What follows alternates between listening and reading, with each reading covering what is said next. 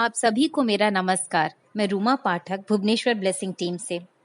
आज हम जन्नत सरे और सैमुअल सेम द्वारा लिखित किताब the Buddha's wife the path of awakening together के तीसरे अध्याय के बारे में जानेंगे।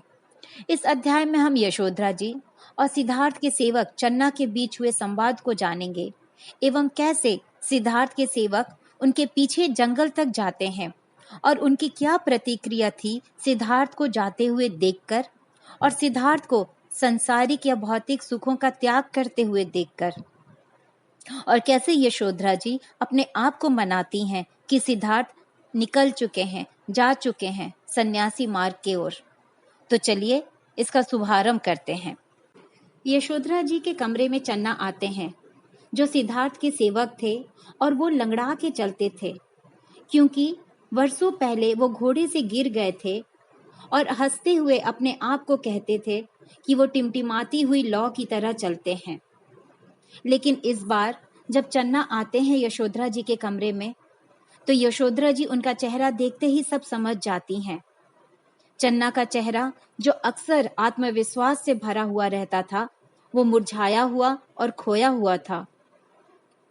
चन्ना के हाथ में सिद्धार्थ की तलवार भी थी। यशोधरा जी चन्ना को देखकर हैरान भी थी और नहीं भी।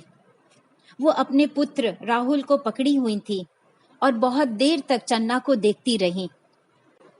चन्ना जो सिद्धार्थ के सेवक थे एक छोटे कद के व्यक्ति थे और करीब सिद्धार्थ के ही उम्र के थे। चन्ना और सिद्धार्थ दोनों साथ साथ बड़े हुए थे। चन्ना की सेवा और भाव पूरी तरह से समर्पित था सिद्धार्थ के लिए।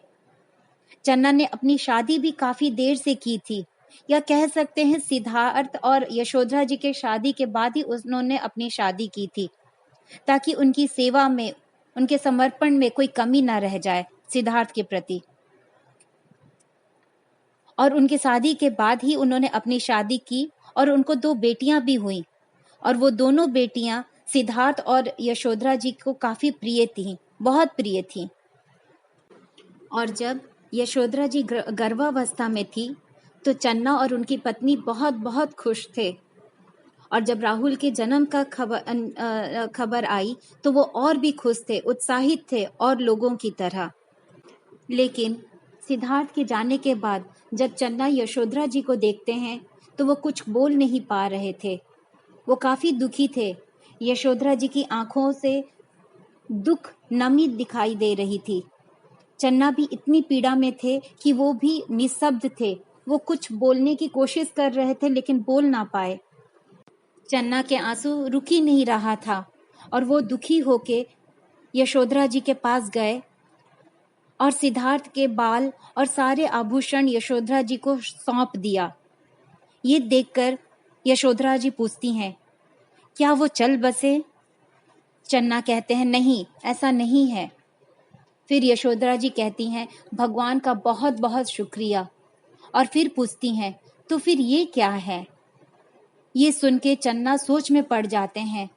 कैसे बताएं वो बात जो यशोधरा जी को बहुत दुख और पीड़ा देगी। चन्ना के पैर कांप रहे थे और उनको देखकर यशोधरा जी बैठ जाती हैं और कहती हैं, मुझे बताओ क्या हुआ चन्ना। फिर चन्ना कहते हैं, सिद्धार्थ सीमा पार अपने राज्य से बाहर जा चुके हैं और अपने घोड़े को भी वापस कर दिया, अपना सर मुड़वा लिया है, सारे गहने आभूषण उन्होंने वापस कर दिया, अपनी तलवार भी वापस भेज दी अपने पिता राजा सुधोधन के लिए। और फिर कहते हैं कि एक साधु जंगल से बाहर आए और सिद्धार्थ ने अपना सारा सुख त्याग के सन्यासी के साधारण परिधानों को अपना लिया और वो जंगल की ओर चल दिए। आखिरी शब्द उन्होंने कहा, मेरे पीछे मत आओ, मैं आप सबके लिए ही जा रहा हूं और मेरे ऊपर आस्था और विश्वास बनाए रखिएगा। चन्ना के चेहरे से विस्मय झलक रहा था, आश्चर्य थे वे। चन्ना सोच में थे, कहीं पागल तो नहीं हो गए हैं सिद्धार्थ, या कोई भगवान का जादू या कोई जादू टोना तो नहीं है। ये सब सुनने के बाद यशोधरा जी कहती हैं, समझ गई, सिद्धार्थ चले गए। और ये सब सुन के मानो उनके शरीर का सारा खून सूख जाता है। वो अपने बच्चे को देखती हैं और बच्चा अपनी माँ यशोधरा जी को मासूमियत से देख रहा था और वो सोचती हैं क्या उनका बच्चा ही इस पीड़ा का कारण है और क्या इसीलिए सिद्धार्थ ने अपने पुत्र का नाम राहुल रखा था, जिसका मतलब ही होता है बेड़ी, रुकावट, रोक। फिर वो सोचती हैं कि कहीं सिद्धार्थ ने उनको गलत तो नहीं समझा। यशोधरा जी सोच में पड़ जाती हैं, कहीं सिद्धार्थ उनकी चुप्पी को गलत तो नहीं समझ लिए। जब सिद्धार्थ अपनी परेशानियां, अपनी बेचैनी आके यशोधरा जी को बताते थे तो वो चुप होके सोचती थी कि कैसे सिद्धार्थ उनको छोड़ के जा सकते हैं, कैसे सिद्धार्थ ऐसा सोच सकते हैं, और वो चुप रहती थी। और कहीं सिद्धार्थ ये तो उनकी चुप्पी को नहीं मान लिए कि यशोधरा जी सहमत है उनको जाने के लिए, उनके जाने के लिए, उनके संन्यास मार्ग को लेने के लिए। ये सब सोच के यशोधरा जी काफी परेशान हो जाती हैं और कहती हैं, समझ गई, सिद्धार्थ गए।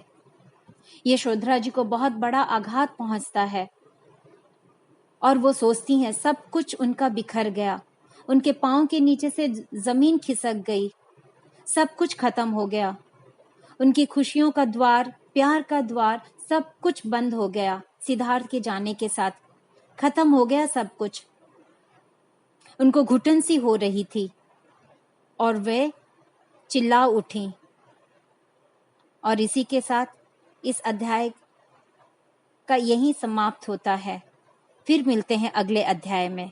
धन्यवाद।